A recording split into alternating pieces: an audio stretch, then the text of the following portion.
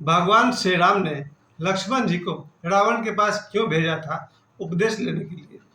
ऐसा कौन सा ज्ञान था जो भगवान राम लक्ष्मण को नहीं दे सकते थे? और देखा जाए तो बचपन से लेकर के पूरे वनवास काल में भगवान राम ने लक्ष्मण जी को बहुत बार उपदेश दिए होंगे, प्रतिदिन उपदेश दिए होंगे, दिन में कई बार उपदेश दिए होंगे।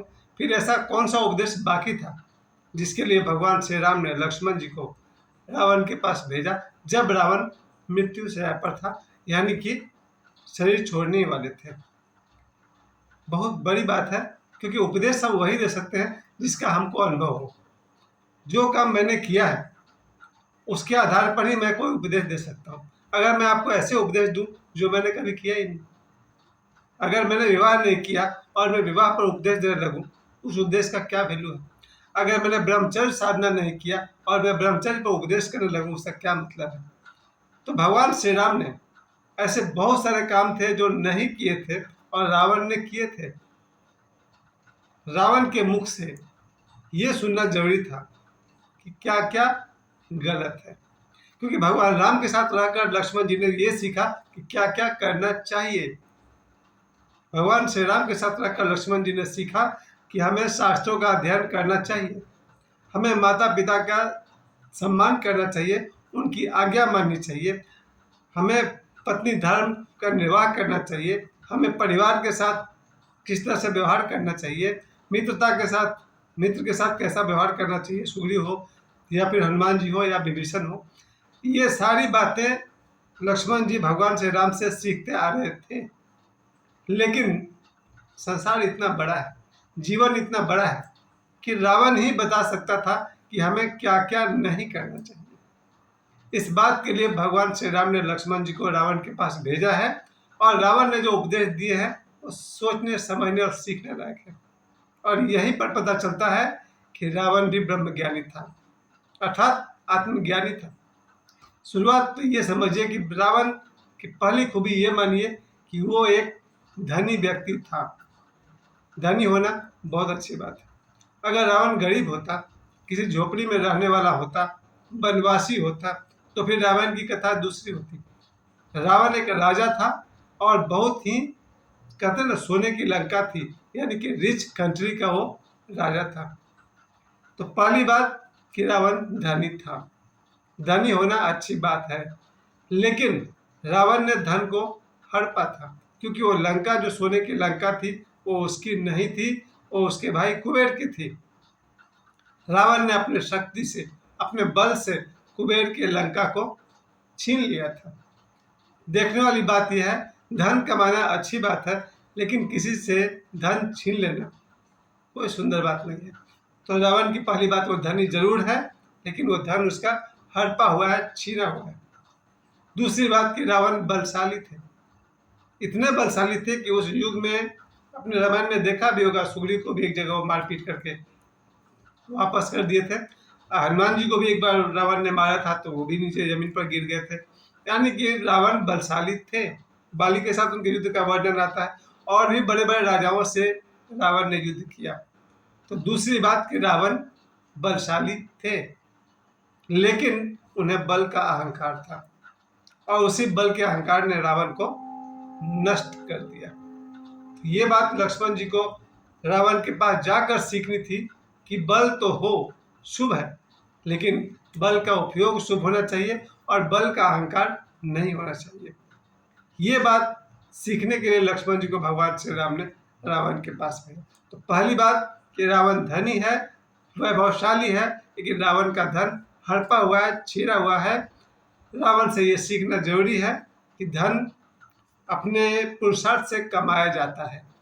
धन कैसे अर्जित करना चाहिए? अपने पुरुषार्थ से, हार्ड वर्किंग से, हार्ड लेबर से, कठिन परिश्रम से धन कमाना चाहिए। लेकिन रावण ने सोने की लंका कुबेर से छीना था, पुष्पक विमान यानी एरोप्लेन कुबेर से छीना था, और भी बहुत सारी नगरी थी जिसको रावण ने कुबेर से छीन लिया था। तो पहली बात कि रावण धनी है, और कैसे? पुरुषार्थ से नहीं, छीना हुआ है। दूसरी बात कि रावण बलशाली है, लेकिन वो उससे बल का अहंकार है, वो बल का दुरुपयोग करता है, और किसी कोमल नारी को हरण करके ले आना, ये सब बल का दुरुपयोग है। बलवान व्यक्ति स्त्री पर थोड़े हाथ उठाता है। या बलवान व्यक्ति स्त्री का हरण थोड़े करता है, लेकिन जिसको अपने बल का अहंकार हो जाए वो कोई भी गलती कर सकता है। दो बातें। तीसरी बात आप देखेंगे, रावण जरूर शिव जी का भक्त था, लेकिन उसका कारण था।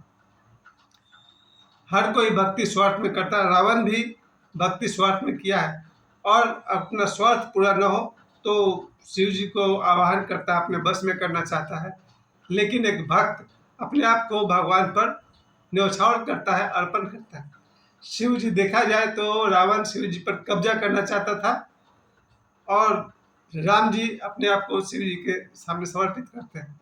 है ना बाबा धाम की कहानी, बैजनाथ धाम की कहानी, कि रावण उस शिवलिंग को उठाकर ले जा रहा था, तो उसको बैजनाथ धाम में देवघर में रखना पड़ गया था।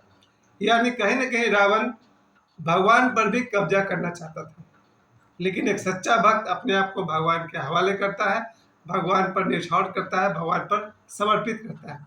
तो भक्ति का सही मार्ग, राम जी भी शिव जी के भक्त हैं और रावण भी शिव जी का भक्त है, पर दोनों का जो तरीका है वो अलग अलग है। रावण अपनी कब्जा जमाना चाहता है शिव जी पर, और राम जी शिव जी में समझिए कि मिक्सअप होना चाहते हैं, अपने आप को मर्ज करना चाहते हैं, उसमें डूब कर एकाकार हो जाना चाहते हैं।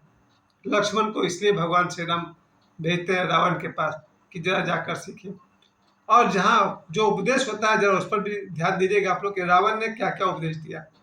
पहली तो ये बात आती है कि जब रावण जमीन पर गिरा पड़ा है, तो लक्ष्मण जी उसके पैर की तरफ नहीं जाकर उसके सिर की तरफ खड़े हो गए। उन्हें लगा कि पैर की तरफ से क्यों जाए, हम तो रघुवंशी हैं, क्षत्रिय हैं, जीत भी गए इस युद्ध को, हम उसके पैर के पास क्यों जाए। वो कंधे की तरफ से आते हैं और कहते हैं कि मुझे आपसे उपदेश चाहिए। रावण उसकी तरफ देखते भी नहीं है, आंख बंद किए पड़े रहते हैं। लौट कर जाते हैं, अब लक्ष्मण जी कहते हैं भगवान श्री राम को कि रावण ने तो कुछ कहा ही नहीं।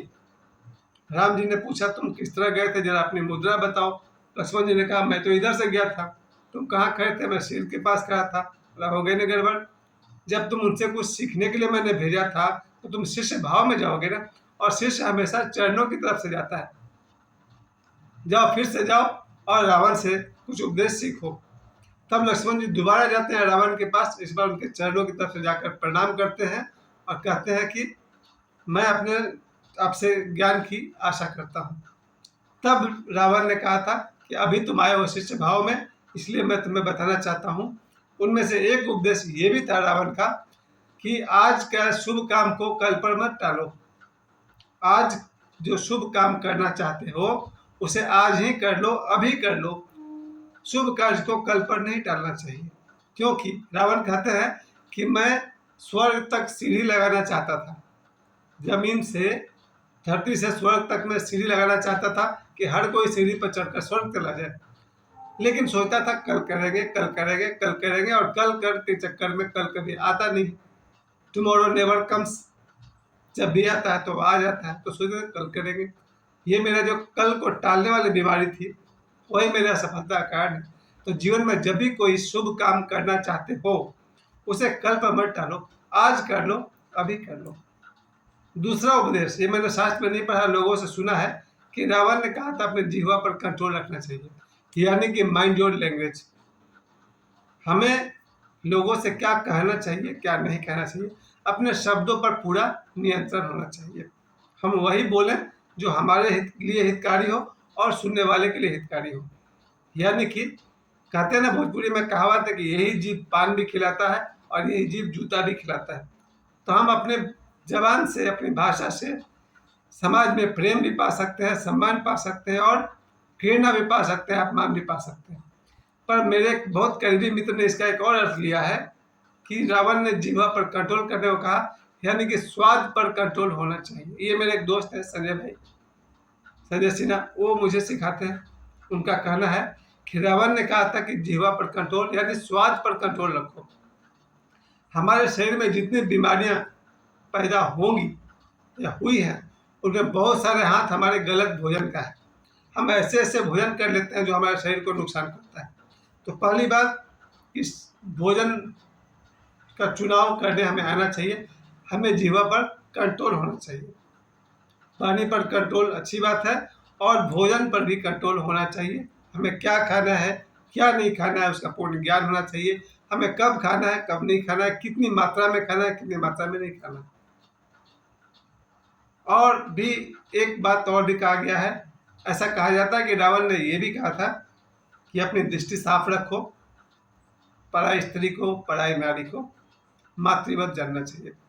ये मैंने पढ़ा नहीं है, ऐसे ही मैंने सुना है कि रावण ने कहा था अपनी जीवा पर, अपनी आंख पर कंट्रोल रखो। अगर मैंने बुरी नजर से सीता माता को नहीं देखा होता तो आज ये मेरा हाल नहीं होता।